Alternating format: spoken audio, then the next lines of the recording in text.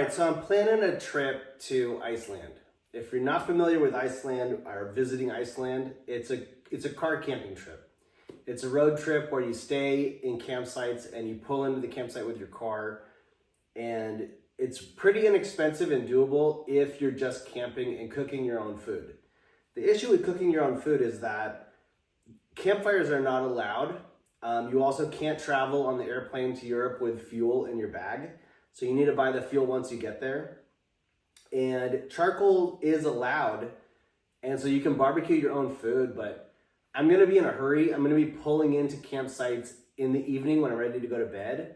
The campsites cost like $10. It's a nominal fee, but trying to make charcoal, trying to light the charcoal and then cook with charcoal and then cleaning up the charcoal is a hot mess. It creates a lot of dust and a lot of soot. It creates a lot, once the charcoals burn, it creates a ton of ash that needs to be thrown out. There's red hot embers in there. It's a really time consuming process to get the charcoal lit and get the charcoal cleaned up. Not to mention that the amount of flame that comes out of the charcoal while you're trying to get it lit is pretty similar to a campfire. What I did was I bought the Firebox Scout and I cooked with charcoal in here. And overall, I kind of felt like it was just too much of a mess and too time consuming to try to rely on charcoal once I get to Iceland. So I moved on to alcohol and I tried out several different alcohol stoves. And what I found was that the flame that came out of the alcohol stove was just as much of a mess and is just as much of a concern as the flame that came out of the charcoal. And so trying to keep that flame under control kind of became like a major issue for me. I don't want to get busted by the highway patrol or by the people who work in the campsites. When you camp in Iceland, you've got to keep your flame under control. It can't look like an out of control flame. So I tried several different alcohol stoves, and I was, to be honest with you, it wasn't easy to find a stove that I thought that I could rely on, not to cause a scene and not to throw up a huge hot mess. While I was camping in Iceland. I tried a bunch of different alcohol stoves here. I tried the White Box Go Bag stove off of eBay. This one is made out of like an Nalgene bottle. I tried the Trail Trash Penny stove made out of a tin can. This one is from Etsy. I tried the Fancy Feast cat food stove. This one is off Etsy. I also tried the Neotrekk Fasst stove, which are these bricks here. These are these little pumice bricks that absorb alcohol, and you light these on fire. I also got a hold of this is like a 1.5 ounce cup. This is a 300 milliliter cup from Snow Peak made of titanium. It only weighs about like 1.7 ounces. These also weigh about 0.75 ounces. So both of these bricks weigh 1.5 ounces, and the cup is 1.5 ounces. You might think that this is a really small cup, but in actuality, there's some Michelin star meals from REI, like Good to Go, that only need 1 cup of hot water. So the idea is that the cup is 1.5 ounces, the bricks are 1.5 ounces, and then when you soak these bricks in alcohol, that kind of doubles the weight. And so you're dealing with like 3 ounces. Just this alone, which is the lightest backpacking stove you can put together, this is about 6 ounces once you get these soaked in alcohol. Also, it's got a lid. So the lid is like 1 ounce. Once you put this all together, this is about 6 ounces. 8 ounces is a half a pound. So this is almost a half a pound right here. And this is the lightest cook setup you could possibly have. And so, yeah, I was kind of sad to find that, at least for backpacking, if you want to cook a few of your meals while you're out on the trail, there really is no way to get that done without carrying some kind of weight. This is the lightest cook that you can possibly carry, and it's almost a half a pound. So that was kind of sad to come to that conclusion, but I did try this.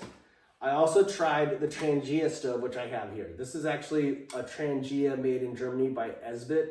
I got the Esbit Trangia. And yeah, overall, in the end, after trying out all these different stoves, I ended up finding that the Trangia was the best. And I actually had this one. I've had this for a couple of years.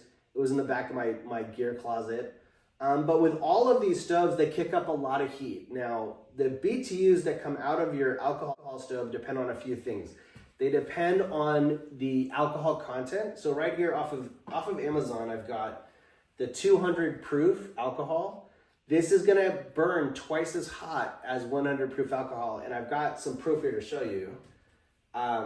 The penny that I put on top of my penny stove melted to the stove. So you can see here how obviously the 200 proof alcohol, it burns so hot that this penny that's mostly made out of zinc, it turned into like candle wax and melted to the top of the stove. So the heat is like really intense. And the other thing that affects the heat is how fast the alcohol burns. So with the white box stove, this is kind of a famous one because it boils water super fast. But to be honest with you, it burns up your alcohol a little bit too quick, and the alcohol isn't really cheap. You know, this little bottle cost me like $10, and this burns up your alcohol super, super quick. So it isn't good for cooking bacon and eggs or lamb chops or something like that. And if you're trying to boil water as fast as humanly possible, the white box stove will burn your alcohol faster than any other stove. You can see what happens is when you light the alcohol, it starts to boil, and the vape from the boiling alcohol starts to come out of these holes, and then the vape lights on fire. So you've got alcohol vapor coming out of these holes, and the vapor is what's on fire. And depending on the configuration of your stove, that vapor will burn up faster or slower. The faster the burn, the hotter it is. So 100 proof alcohol is actually hotter out of this stove because the alcohol is burning faster. Now, with the 200 proof alcohol, I kind of felt like that was a little bit too hot. It was just too much of a hot mess. It was too much out of control. The penny stove has pretty good results, just like the white box. The vape starts to come out of these holes on the top, and it starts to come out really fast, and the heat is pretty intense, and it burns the alcohol really hot, and you can see the melted penny on top. Now, in contrast to that, the Trangia and the cat stove, this is the Fancy Feast cat food stove, these really had like a slow burn time. I think that the Fancy Feast, it actually burned the slowest. You know, this was like the most under control burn that I got out of any of the alcohol stoves. And I've heard a lot of backpackers say that they think it's the best. I think the reason is because it burns so slow. It keeps your flame under control. With the 200 proof alcohol, I'm getting really high BTUs anyways. Neotrekk sent me a windscreen with that Fasst stove. And this is it basically, all right? So I've got the iClimb table right here, okay? This is the iClimb, it's a nice table.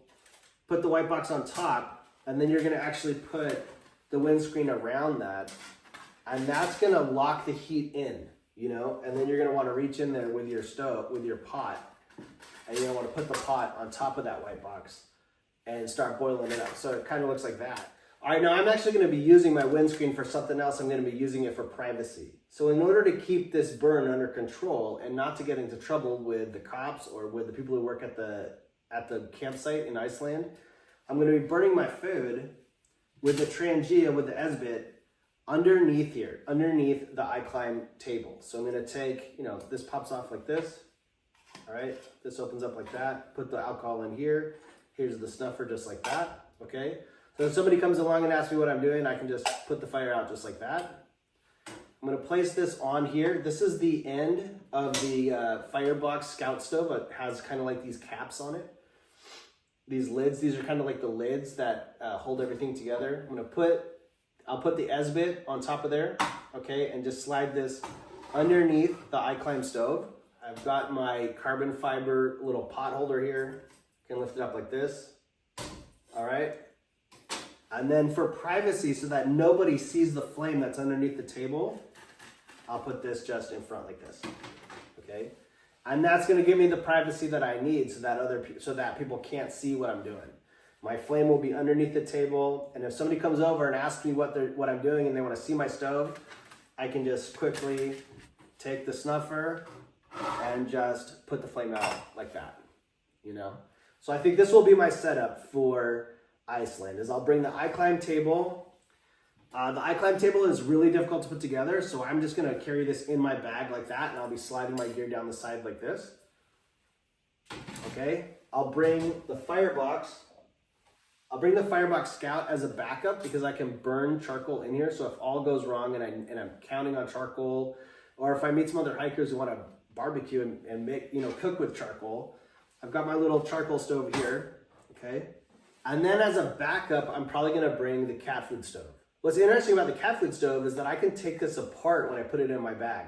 I can pack up all this stuff separately. I can take the soup can, kind of throw it in my bag like that. I can take the cat food can, kind of throw it to the side like this, and I can take my carbon felt and kind of throw it into my bag like that. so that, you know, if customs just confiscates everything, you know, I'll still have this, you know, and I'll still be able to cook. I just need to go to the grocery store and get some rubbing alcohol, and I should still be able to cook my food. Carbon felt goes back on here really easy. All right, stick that back in there. Okay, just like that. Slide this under here and start cooking. Should be pretty easy.